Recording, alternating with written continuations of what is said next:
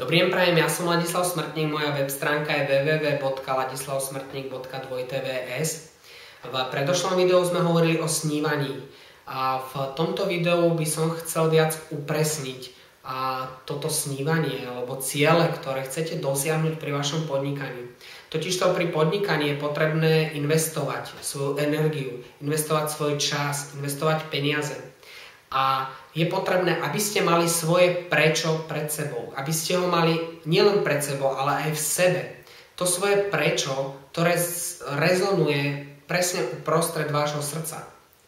A hovorili sme, že môžu byť nejaké materiálne ciele, nejaké nové auto, nový dom, luxusná dovolenka. To sú materiálne ciele. Sú výborné a môžu vám veľmi pomôcť. Ja mám však skúsenosť, že také nemateriálne ciele sú ešte silnejšie ako tie materiálne. Ako napríklad sloboda, alebo že tým, že sa chcete niečo stať. Napríklad ja si spomínam, čo vo mne veľmi rezonovalo, bolo keď prišla moja manželka za mnou a povedala mi, že chce tráviť viacej času s našimi deťmi, že potom túži. Predstavte si tú obrovskú energiu, ktorú mi dal tento nemateriálny cieľ naplniť jej tento sen. Takže také tie nemateriálne ciele sú veľakrát ešte silnejšie ako tie materiálne. A čo je veľmi dôležité, aby ste snívali veľké sny.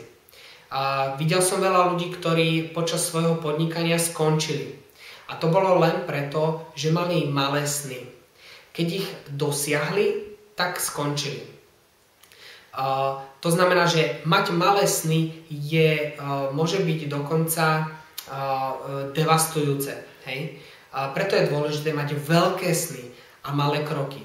Malé kroky a veľké sny. Aby ste ich mohli postupne dosahovať. Aby ste mali vždy tú silu, tú energiu, inšpiráciu počas vášho podnikania.